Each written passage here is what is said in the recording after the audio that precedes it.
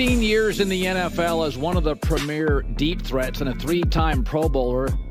LA's DeSean Jackson stops by in studio. By the way, for people that may not realize this, you have 26 career touchdowns of 60-plus yards, most in league history.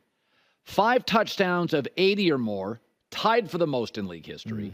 34 touchdowns of 50-plus yards. Only Jerry Rice has more. So to the very end, health was the issue, not the speed. You still got behind guys. Right. So I want to start with this. Let's take Kansas City. They have a young speedster like you. You were at Cal, Long Beach Poly, Cal, NFL. Immediately you popped. Xavier Worthy is his name. Now, when you came into the league, people said, well, he's a little light. That's the knock on Worthy. Your thought, if you had to give a young receiver who's under 180 pounds advice, do you know Xavier Worthy? What would you give him advice? Yeah, I personally know Xavier Worthy. It's crazy because, in college, he reached out to me a few times. We went back and forth on Instagram. And, just looking at his skill, I actually did some scouting for the Eagles this offseason. Me and Howie got a little relationship. Sure. And, he gave me like 6, 7 receivers, and I had to do some scouting on him. So Xavier Worthy, throughout all the receivers I did scouting on, I was like, this guy, Xavier Worthy, he's going to be a potentially Pro Bowl receiver in this league. And personally, myself, I would just say, don't make it bigger than what it is. It's football. At the end of the day, the reason why I came in early on as a rookie and had success is because I came in and I didn't make the game bigger than it was. I was very confident in myself regardless of the stature, the size. I was only like 169. I was 5'10", 169. You were his size. Exactly. Guys was like, oh, he's not going to do this. He's not going to do this. But I think guys of his stature, our stature, we've been hearing that our whole life. So for me, I just always used that to advantage. People thought I was too small, I wasn't going to do this. So the naysayers, I just used it to advantage. I say, y'all think I'm not going to do this. I'm going to come to the NFL and prove to you I can do this. So me, just make the game not big. It's football. At the end of the day, every step of the way, it gets faster. Guys get bigger. But, if you got heart and you don't let people hit you, don't let people hit you, Xavier. Hey, they can't hit what they can't catch. You know what I'm saying? So at the end of the day, just stay fast, man. And Coach Reid, if anything else, I know he's going to put him in a great position to win. Yeah. So, for sure, we love Andy. Now, you played with Lamar Jackson. Yep. You played with, Jalen Hurts. You've also played with older veteran quarterbacks like Kirk Cousins, Matt Stafford. Yeah. So we have 2 quarterbacks in the league. I think they're both going to hit. I think Jaden Daniels is underrated and Caleb Williams is properly rated. Right. How many games will it take for you to go, that works? Like, do you need to see? Hell, could you watch in practice? Could you see an exhibition game? What will you need to say? Okay, that's official. That's going to work. Jalen Hurts, by the way, did you see him early? Yeah, preferably. I was going to give you an instance on that. So when I was in 2019, I came back to the Philadelphia Eagles, and we had Carson Wentz was our starter. Yep. And I remember specifically me and Howie Roseman sitting back. And Jalen Hurts was the number 2 quarterback. That was the year they drafted him second round. They like, why would you draft, like, Howie, why would you draft him second round? You just paid Carson Wentz all this money. Why would you pick this guy second round? People didn't understand it, right? So speed up. Carson Wentz gets hurt. Now we're in practice. We're in training camp. And, obviously the second team always go against the one defense. Yeah. So I'm sitting back in practice. Me and Howie sitting next to each other. And we like, this guy's going to be special. Howie looked over to me. He was like, D-Jack, you see that? I'm like, hey, you got something in that guy right there. He was making the ones look like they were like practice squad players. And I was like, it was just something about his morale. He went into the huddle. He took, ownership in the huddle. He was calling out the plays. And it was just, he was laid back. It was like the game wasn't too big for him. So I look at guys like that, like Jaden Daniels and Caleb Williams. They got a lot of starts in college. A lot of starts in college. And honestly, for me, I look at that to see, like, how are you going to make the game look? Is it going to be bigger than you? Is it going to be too much? Is it going to be overwhelming? Are you going to be complaining? Like, you want to see all that body language. You want to see when you throw an interception. How do you, react to that? So for me, I just think those guys, they just got to show up early, but it's going to take time. You're not going to be able to see, right away that, oh, they might be that guy, but you might see glimpses of it here and there. Well, so you mentioned something I remember seeing with Dak Prescott. You mentioned you saw Jalen Hurts command respect.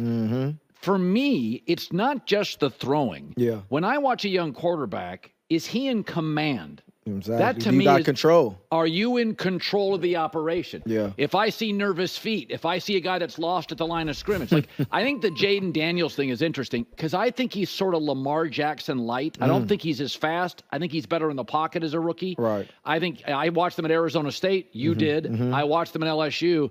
I think Caleb Williams stole all the glare from everybody. For sure. I think Jaden Daniels.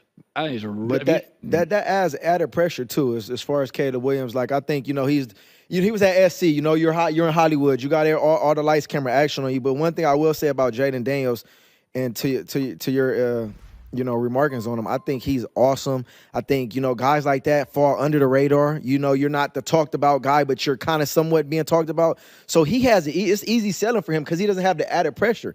Caleb Williams, he has the added pressure. He's going to a team where they added Keenan Allen, DeAndre Swift. You got the rookie from to Washington. You know what I'm saying? So I think it sets up for success. But if he doesn't have the success, it's like, oh my God, like now what's next? We just let go of Fields. So I think it's a little harder for him to kind of be set up for success. But Jaden Daniels on the other side, he's kind of calm sailing under it, and he's like, it sets up for great success for him as well too.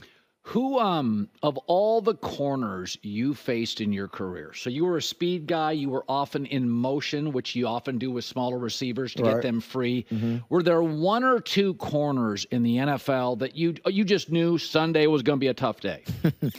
Yeah, we actually every time we played, and this is early on in my career, we used to play the Tampa Bay Buccaneers, Aqib Talib. He was a very physical wide receiver. Very physical cornerback. He pressed at the line of scrimmage. He was like 6'3". His arms was like from here to there. And it was like he always used to come to the line of scrimmage. But it was very challenging for me. So I thought early in my career, he was like the only guy to really jam me. I don't get jammed, you know what I'm saying? But he got me one time and I was pissed off. I'm like, you know what, that'll never happen again. But guys like him, I used to face Darrell Revis. He used to give me some good times. I know he's physical. He's another guy that can get physical. He's physical, but one thing about Darrell, he just sensed route recognition. He was able to read routes. He was able to read the quarterback. And I think another one's like Richard Sherman. He was a longer stature guy. He played in that Legion Maboon defense. They were crazy in their era. But I used to, honestly, what I would say, guys never really wanted to guard me one-on-one. I'm not saying they wouldn't, but throughout the course of a game, you got to follow me everywhere. And I'm fast. So, who wants to guard DeSean Jackson 100% of the time throughout the game? Right. You know what I'm saying? So for me, I think, I give a lot of guys respect and credit, but throughout the course of a game, there was no one that really just followed me around the whole game. They had safety help, because if they didn't, bombs over Baghdad. Right. It's bomb, it's deep. So you played with Michael Vick in Philly, the legendary Monday Night Catch. That's my dog. I know he's been on your show a few times, no, man. Michael, I love Michael. That's my boy, man. So Michael was such... when I was younger, you'd see an occasional Michael Vick in high school. Right. Maybe in college. Yeah. There weren't a lot of Michael Vicks in the NFL. No, it wasn't. What was it like to play with Michael? Man, honestly, it was a dream come true for me. I got a crazy story. So it was me, I think Shady McCoy and Jeremy Macklin. We was actually in the locker room, and we got a crazy call from Coach Reed. So he's like, hey, young fella, how you feeling, man? I'm like, I'm good, Coach. I'm like, what's going on? You usually don't call me. He's like, what would you do if I told you we could get Michael Vick? I'm like, what? You said Michael Vick because, so she's fresh out of jail from a situation. So I'm not thinking that I'm getting this call from Andy Reid and he's telling me about Michael Vick, right? And this is when, obviously, we had Donovan McNabb there. So I'm like, oh, man. So he's like, what would you feel? I'm like, are you kidding me? I grew up loving Michael Vick. He was, one of my first players that I fell in love with. Michael Vick and Allen Iverson and Kobe Bryant is, three people that I admire my game after, right? So, it was a dream come true. It was no other person that I learned more in my career because, how I grew up and how I was raised, I always was hanging around my friends, always had, extracurriculum homies hanging around. So that's, just growing up how I grew up, you got the friends. He was like, hey, D, I'm going to tell you this. One thing go wrong, none of them dudes going to be here for you. He said, trust me. I had a situation where one of my boys I grew up with had a little situation and they told on him and something crazy happened and how he got into the situation. He was like, man, if it ever gets bad, these dudes not going to be here for you. So I just learned a lot from him because he said, as a professional, you got to go to work. You can't bring these dudes with you. And I was the guy that tried to bring everybody with me, let them experience games and traveling. But sometimes, that image is not what you want to put out there. So for me, I learned a lot from Michael Vick as a big brother. Andy Reid as a coach, he's probably the best. Well, he's the best coach in the sport now. He's arguably the best ever. Right. What was different about Andy Reid from other great coaches? Because I'm looking at the coaches you had. You had McVay, John, McDermott, Chip Kelly. You had good coaches, dude. John Gruden. Yeah. What's different about Andy Reid? I think Andy Reid, man, first off, like you said, I've been coached from some great guys. I think Andy Reid, yet alone, is the best that's been coached to me. I mean, it's a father figure. It was like almost having a dad 2.0 to be able to coach and to be able to, like, just command. He command respect. He gave you a hardship, but at the same time, he loved you. So he'd bang on you. He would get on me, boy. So, I mean, when I tell you I used to do things, he used to pull them glasses down to give me that look. You ain't even got to say nothing. You knew he was about business. You know what I'm saying? For me, he was from L.A. He was a guy that grew up and raised out here. So he knew what it was like. He knew the temptation. He knew how I tried to, help and change the whole area that I was raised in. So he used to just always tell me, like, when you come to work, ball got to be the focus. You can't be worrying about what's going on back home. This person needs help or he's asking for money. Like, all that stuff you got to leave to the side. So for me, losing my dad in 2009, I lost my dad early. I was 21 years old, going into my second year. Yeah. And he knew what I endured. And obviously my dad meant everything to me. So me losing my dad and Andy Reid stepping up to the plate and, like, almost being like a dad in my life was, like, huge to me. And I will always love him. I actually just talked to him yesterday, and he sent me a text message talking about, I had glimpses. He said I had flashbacks today. I said, Coach, what you mean? And I look at the video, and he sends me the video of Mahomes turning out and throwing the ball all the way back, and Xavier Worthy catching the ball. I said, hey, Coach, it's only one DeSean Jackson. He said, you're right, but you see that? I said, I seen that throw from that quarterback. I said that. He said, you would have loved Mahomes. I'm like, man, if I'd have been able to play with Mahomes, oh, my gosh. You know what I remember? Now, I follow recruiting, so I knew who you were. And you were at Long Beach Poly, which was sort of the Roadrunners, right. Which was kind of like the track team of the West Coast football. Exactly. Tell me if you remember this.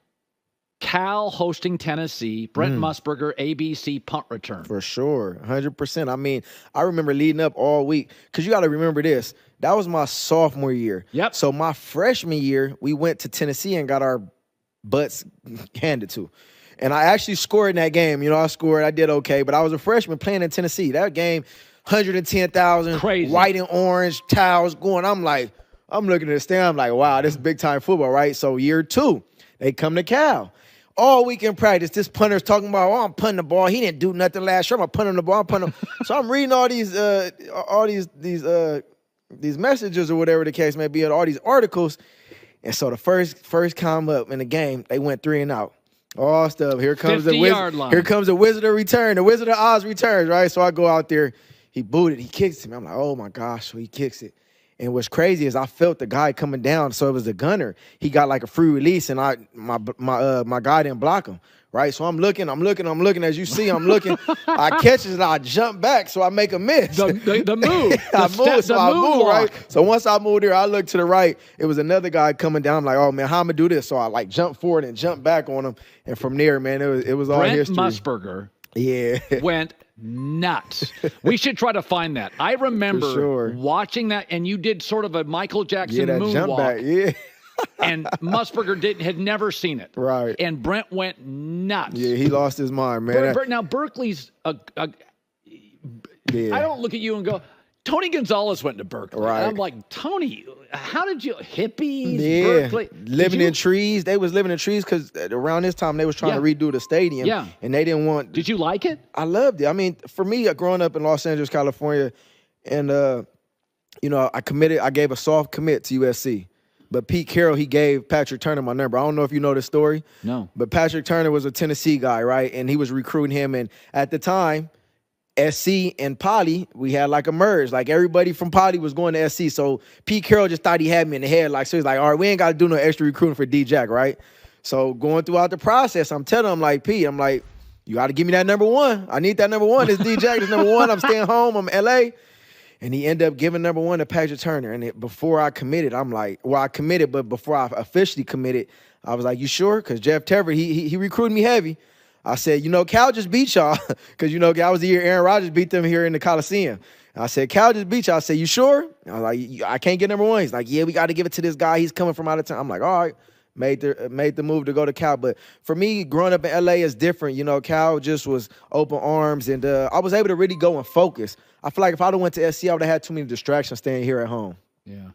CeeDee Lamb has a lot of leverage. Ton of leverage. Now, Brandon Ayuk is upset, but they have so many weapons. Right. The team's got a little bit of leverage. Yep. No CeeDee Lamb, no receiving core. No Cowboys. Have you ever held out? I have, in 2012. Is it hard? I mean, what's the conflict between you're not with your dudes, but you want to get paid? Is it hard? I mean, honestly, for me, going back to 2012, I just was talking about this situation. I think I fell into a situation where Drew Rosenhaus was my agent around that time, man. Yeah. Drew Rosenhaus and the Eagles organization, they weren't really gelling well together around this time because T.O., they had all this situation with T.O.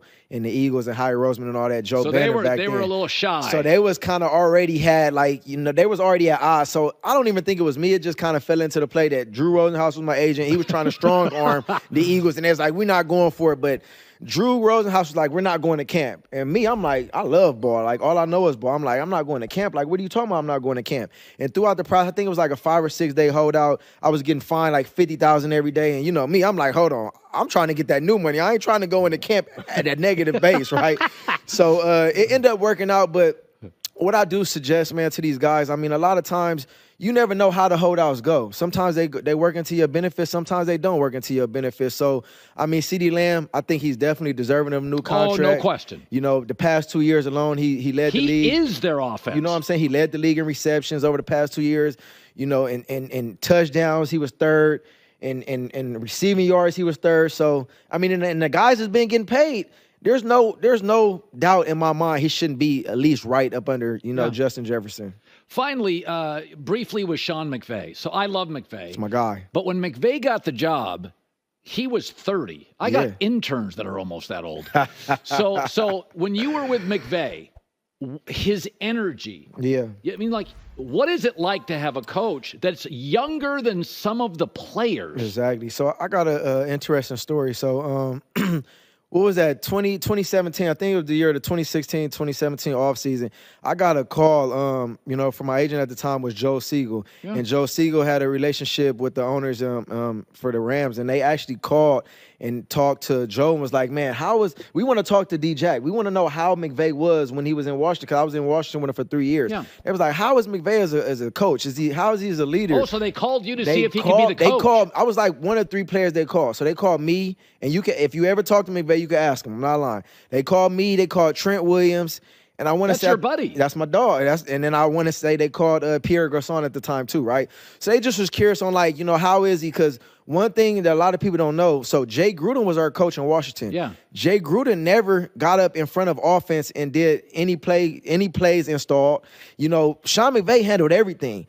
And for me, I was like, Sean McVay is actually a very personable guy because he goes up and he takes control. He takes ownership. And at this time, Sean McVay was like 20, 28, 27. I mean, he was young. And he would control the room. He would control the room. Like, he had that respect. And guys knew, like, you got certain guys that come up and it's like, oh, I'm in meetings. I got to hear another dude talk. But, like, how engaged McVay was. And not only engaged, like, he knew his stuff. X's and O's, the ins and outs of the plays. It was just like, you would have thought everything was his philosophy, right? So I was like, man, he's a great coach.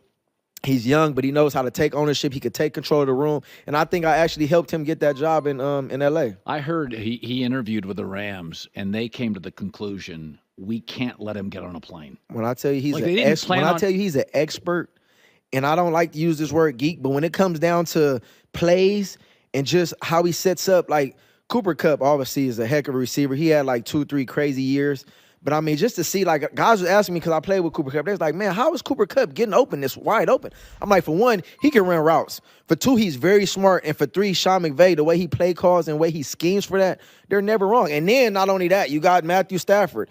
He's a creature out the world as well, too. I think he doesn't get the much credit he deserves, man. He's a baller. By the way, Puka Nacua. Out of nowhere. And I went to training camp last year, and McVay and Yarbs, the wide receiver coach, Yarber, they were sitting there. They was like, D-Jack, look what I got. Because I was out there, I was going to coach, but I was like, man, when I seen them hours and stand up, my knees started hurting. I said, hey, man, I can't coach.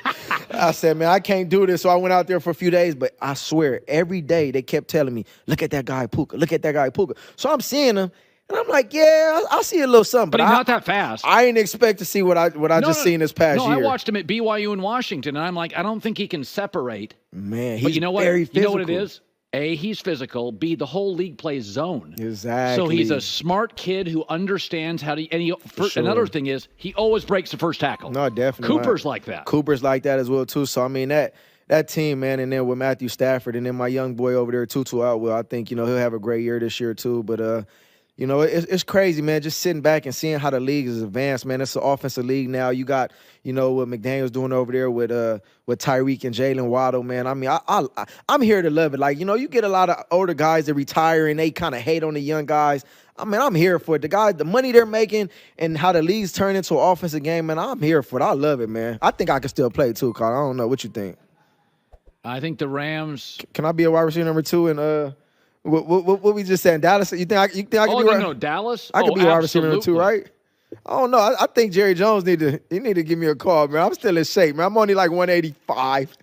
You still work out? I still work out. This is the most I've ever. All these years I tried to gain weight. I could never gain weight. Now I done took 2 years off. I got a little belly over here. Hey, man, what a pleasure to see you again. You're always welcome on our show.